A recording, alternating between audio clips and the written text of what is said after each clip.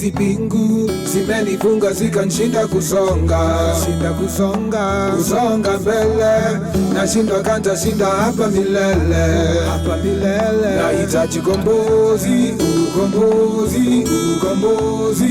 sahi, nahitaji ukombozi sahi. Welcome to another episode of Liberating Minds, where we continue with Kenya's anti-colonial history, tukiangalia struggles za watu wetu on different part of the country hapa Kenya. Previously we have covered the struggle and resistance within coastal region, Rift Valley na Central.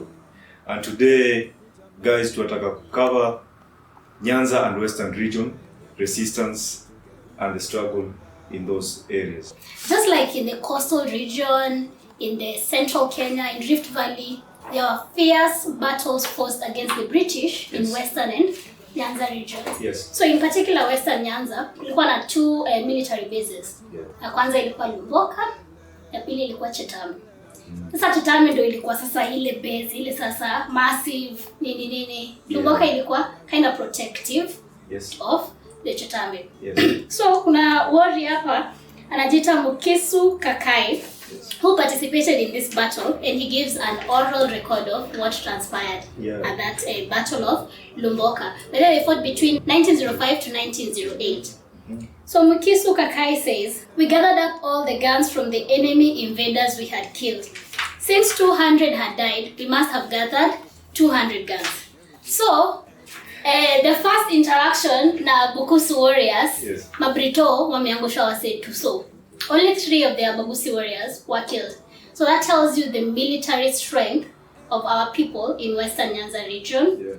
And the British were clearly overwhelmed. So what happened? Walichukua break ya 1 month. Waka retreat, wajipani kwanza, hey, can you imagine 200 of your people killed by these people? You think they're primitive, they can't fight, all of that. And you would think they had learned the lesson from previous communities that walikutana nao first and na ikakuwa normal. Anyway, so they retreated for a month, and when they came back, now they came back when they are more armed, with more people in the army. Kulikuwa na sasa European armies, African auxiliary armies. History of Africa fight other Africa hiyo time pia ilikuwa. Let me read the weapons that they came with. They were heavily equipped with rifles, shotguns, hotcakes, and magazine guns. Again, to quote Mukisu, they came during the rainy season, saa 8, to attack on Lumboka, started at about 1 o'clock. So now there was a fierce battle at each time, because pia wase walikuwa wanajua there are some enemies that we must fight against. Also, the thing that I see in this episode is that time the people were clear on who the enemy is. You know, walikuwa wanajua enyewe ni adui amekam. But right now the enemy is obscured. We are not sure who really is our enemy as the people. We might know, but tunamtetea hapa na pale, tunaona, we make excuses, etc. Anyway, so it was very clear to these African people at the time that this was our enemy and we must fight him. So unfortunately, after 3 days, hiyo battle ilikuwa 3 days. Na unaona wamekaa wameji, you know, wamekuja na kila force, everyone, all the things, but that it took them 3 days with people who were fighting with very basic tools. Very basic rudimentary tools. In a show the determination that our people had for their freedom and liberty that I think has dwindled over the years. We're trying to revive it up at Liberating Minds. But very interesting and very proud history tuko nayo ya watu wetu. Based on every previous episode tumeangalia the resistance from the coast mpaka penye tumefika Western, is that the whole country, everybody fought. Kila mtu alipigania hiyo uhuru tuko nayo. Resistance ilikuwa. So mtu asifeel ati wale nini. Every tribe stood up for the nation. And I think actually a lot can be done to bring out the history. The resistance, the struggles, every part of this country. Juu zingine wanga zimedominate sana, zingine hazijatajwa. So a lot can be done, and I think it's what we are trying to do here. Just to introduce what is happening, what took place in other parts of the country. Na ku mainstream historia yetu. the real account of our history, because we have seen previously, there's a deliberate effort to have us learn the wrong history. How many people know the story of Chatamba and Lumboka and resistance in Nyanza region actually? Yes. Yeah, sio common. Sahi tunai-make common. Yeah, so unfortunately, because of the rudimentary weapons, Lumboka will fall after 3 days. And they were defeated. Sasa, because this military base were defeated, now they want to go for the now real fortress, military fortress in Western Nyanza. Hiyo ilikuwa noma, ilikuwa na big wall, surround, there was a big ditch before you get it. And I think this is where most of the warriors were. They had more warriors than the Lumboka warriors. Yeah. So, allow me to read what happened. So, at Chatamba. On the 4th day after the fall of Lumboka, news of the advancing invaders with the African auxiliaries led by the puppet chief Mumia, tulifunzwa. Mumia alikuwa very famous. Mumia alikuwa very famous. Reached Chatamba and immediately a powerful Abukusu detachment dispatched to counter them. Yeah. Mainly with rudimentary weapons and agricultural tools, the Abagusi fighters fought ardently for 1 week. They pinned down the British soldiers. Under these unequal circumstances, therefore, the British invaders and their African puppet armies continued to develop their offensive, pushing closer and closer to the fortress as they gradually besieged it. Unaona sasa wamei-surround. Yeah. There's already a key chapel and there's a key wall. Yeah. Oh, actually I forgot to mention that after the fall of Lumboka, the people were there. Yeah. The warriors were trying to protect the women and children and all men that were there. So when it fell, just like what happened in Kambani, in Central, in Coastal, they raped our young girls and women. They killed children and old men. Like, they still had this colonial mentality to destroy everything. Another tactic kill and destroy everything. So, burn down homes, all of that. Yeah, but in this record, it is very loud that women, children, old men were killed and raped. So sad. So now Lumboka has fallen. Wana kuingilia hapo Chatamba. Encircled by the enemy troops at Chatamba, the Abakusu forces stubbornly refused to surrender their base. Because hapa tukisurrender, we're done. Like, this is the only lazima tushikilie. Yeah. Twice the enemy stormed the main gate and twice they were forced to retreat. Unaona ilikuwa noma? Yeah. Wamekama wamerudishwa. After a week of siege, the enemy forces managed to smash the line of defense, and after hand-to-hand combat, inaitwa the boxing. After hand-to-hand combat, they captured fortress. This followed by raping and butchering of those who were trapped inside, again, just like in Lumboka, including children. Nevertheless, the majority of the people were able to escape before the fall of Chatamba. Significantly, the Battle of Chatamba served to demonstrate the patriotic spirit of resistance among the Abukusu, and it is an important battle in the annals of Kenyan's anti-colonial history. Other areas of Western Kenya peacefully participate.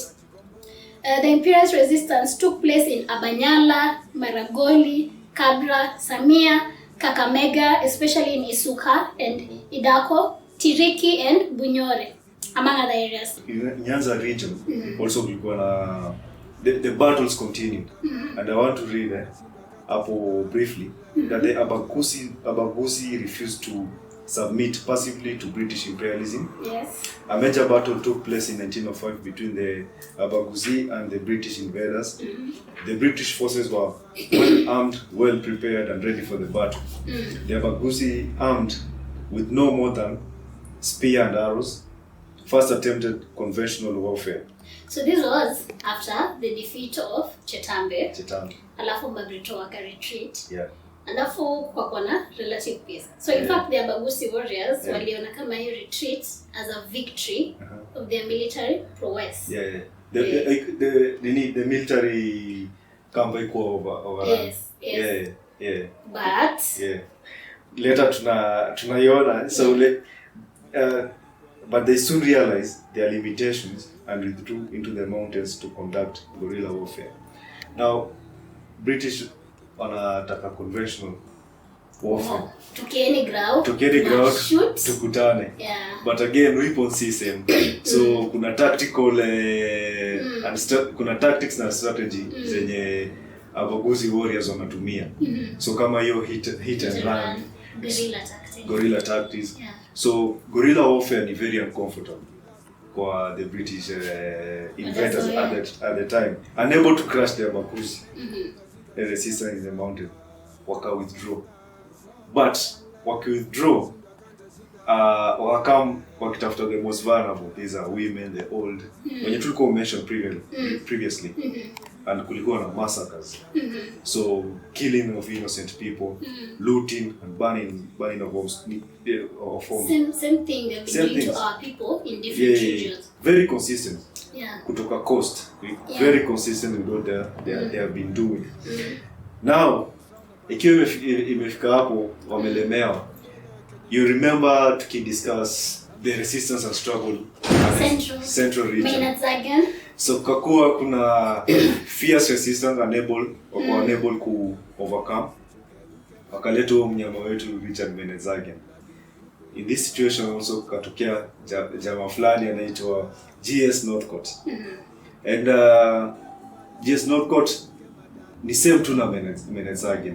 Na other colonial military British colonial walikuwa wanatumwa in Kenya to make sure that British wameshinda hii vita yao ya kudominate watu. So bado tuna insist usika divorce watu na system. Na system yao. Yeah. Kama Northcote ni mnyama na tunaenda kudiscuss hapa, hiyo British hiyo system ya walami ni system ya unyama. So Angela. Yes. Hebu tupeleke na rada juu Northcote. Sasa Northcote alipokuingilia wasetu walikuwa wamechill, wamejua tumewin, tuko fit. Ghafla bimbo Northcote amekaa akasema cheki. Hii area iko under British rule na anyone mwenye ana resist, I have all the powers to destroy them. So of course the Abagusi warriors they didn't take it lying down, so now they started fighting. And this is where we see Mora. I'm sure tumesikia story ya Mora resistance in Abagusi area, Morangiti. So Morangiti akakuwa radaya waseni nini wanataka kudu actually. Akaona they actually here to take our land and to turn us into a slave people. Yeah. So she really went out mobilizing the community against this kina Northcote. Yeah. She especially alipendeleza sana tumade Northcote na all Abagusi collaborators. Yeah. Now, tutakuja discuss the role of collaborators. Actually, yeah. I think we'll have a whole episode on just collaborators and how they derailed our liberation. Yeah. So, of course, Mora's popularity grow over the Abagusi land. Alafu kuna jamaa anaitwa Otenyo, akasikia hiyo story. Msemaje? Ni Northcote. Tumalize? Fit. Assignment understood. Sasa Otenyo, 1908 January, Otenyo Nyariganato ambushed and speared Northcote in the back, leaving him for dead. And sasa rumors zikaenda ni aje Otenyo amemada Northcote, Otenyo amemada Northcote. So it was a lot of joy and people hailed Otenyo for his patriotic act. Kumbe Northcote akudedi. Sasa wase wakajua umsi aja dedi. We need to go back and actually finish it. Sasa now what Otenyo has done, he has mobilized the Abagusi community against Northcote. So kila mse ametokea na spear yake anakudeal na Northcote. Northcote actually noma akajificha. As the rumors spread that the imperialist chieftain had been speared to death, people came out to hail Otenyo for his courageous patriotic act. The next day, however, the people discovered that the Kaforo was not dead after all. In reaction, they surged with seething anger to the station in full force to finish the job. They were all armed as they took positions on the hills surrounding the Kisii station. Northcote, fearing for his life, our line in update, were lying evil, hid behind the barbed wire, threw a defense around the station with 24 police on hand.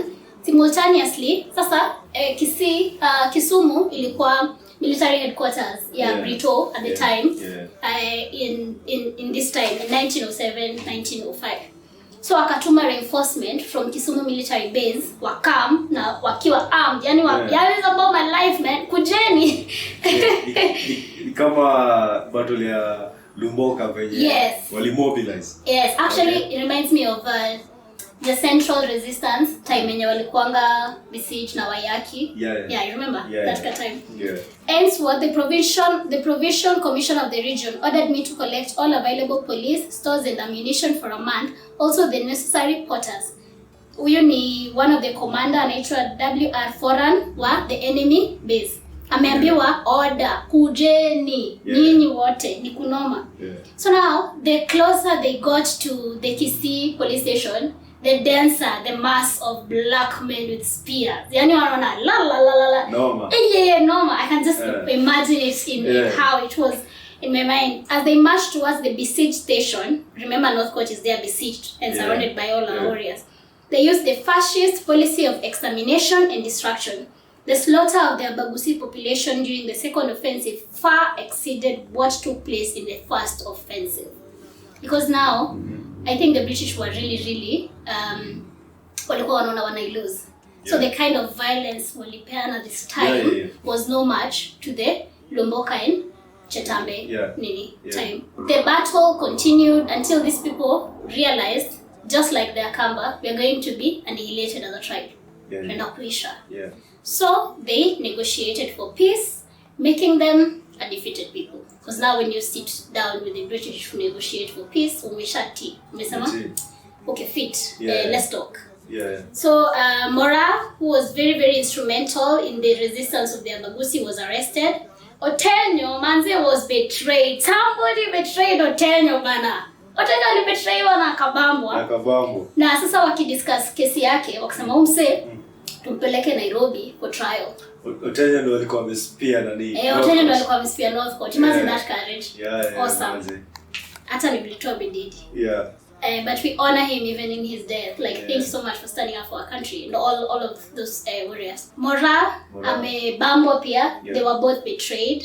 Now this is the role of the collaborators in our resistance. It was not a united kind of stuff. There are some of our people who chose to betray. So Otenyo akabambwa na Mora wakabambwa. So there were news walikuwa wanataka kupeleka Mora also Nairobi, but they decided to retain around her homestead. They blindfolded her for I don't know what period, and she was really tortured and beaten. It was really hard.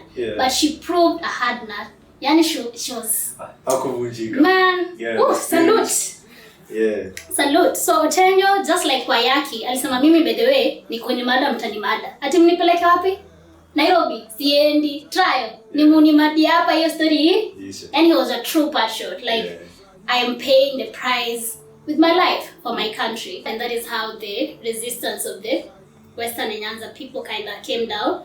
But the Luo people also fought. Including the Luo contended with heavily armed British imperialist forces. Fierce battles took place in Sakwa, Seme, Uyoma, Ugenya, Aembo, and the Kanyanakago, among others. Similar armed engagements took place between the Kuria resistance and the British invaders. Yes. Like nilikuwa sema tukianza show how I wish tunaweza pata hizi stories. The battles hapo Sakwa, Seme, Uyoma, Ugenya. Like the details. The details. Because I don't think we get to see the fierce battles na resistance zenye zilikuwa hizo parts. So hata mimi I was nilikuwa surprised sana. I was surprised to learn. Kuna kulikuwa na heavy resistance in those areas. Unfortunately, after every resistance due maybe weapons, collaborators, it ended in defeat for our people. Since episode 3 tumekuwa tukidiscuss the different chapters struggles and resistance in different parts of the country. Na kuna wase wamekuwa wakijitokeza, but tunataka to pay homage. Tukianza hapo coast kuna Mekatilili, kuna Baruk, Mwangeka, Commander Ndua hapo central hapo kwa Akamba resistance. Wayaki hapo Central, Koitalel hapo Rift Valley, Oteo na Mora hapa kwa Western Nyanza. But wako heroes tu wenyewe walikuwa na represent watu. Exactly. So si ati tunawachukua tunawaweka mahali alafu tunaacha na same. Hapana. Walikuwa ni watu wetu, walikuwa represent kila mtu. Yeah, walikuwa viongozi. Yeah. Wanahitaji hiyo recognition too. Yeah, we always celebrate them. The idea was that is the first phase of resistance. Now we are conquered people. It's what we'll be tackling on the next episode. Going forward. Yes. Going forward, a conquered people, a colonized people after your defeat tumekuwa tukiongelea despite the fierce resistance yenye ilikuwa. Yeah. Just to add something little is for us to remember we were not slaves, you know, we were a people with their own ways of life, ideologies, forms of education, because there are people who argue that the Brito brought education. Definitely we had our ways of life that ensured life continued before.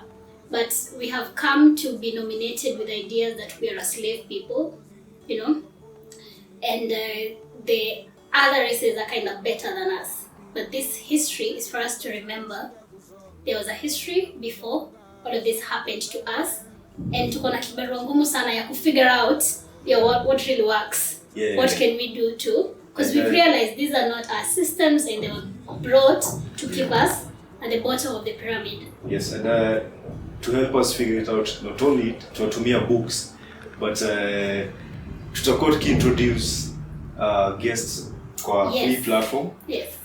Especially members of the Organic Intellectuals Network. Yes. To discuss most of the things we have been discussing, but now bringing different people give different perspectives na opinions, school of thoughts wenye wana view vitu. I wanted to invite the public who feel like I would love to really be on one of the episodes of Liberating Minds to speak about a particular experience, especially in terms of the history that we have just covered. Kindly email us and we will get back. We would love to have this platform for Kenya. Let's interact, let's learn together, let's own it. This is for us Kenyan people. Yes. So I want to conclude by reading a passage. Hii platform tunapenda kusoma passage after passage, atakangi pia opinion ni kwetu ni yetu. Yes. Na the book is written by Professor Mwakenya-December. Na conclude hapo in page 21 anasema, despite the initial defeats, however, the common motivating force for the resistance movements, the communality of experiences in the course of resisting colonial domination, the collective sense of humiliation as one nationality after another was forced to surrender, and suffering unleashed on all the various ethnic groups, contributed to the gravitation of the various nationalist forces towards a united front against imperialism and its local supporters. As colonial capitalism continued to develop and create new social conditions and contradictions, the Kenyan people became better equipped to challenge it. We turn now to the second stage of the struggle, which is colonized people. In the next episode. See you then. See you then. Hizi pingu zimenifunga zikanishinda kusonga mbele, nashindwa kanta shinda hapa milele nahitaji ukombozi sahi, nahitaji ukombozi sahi.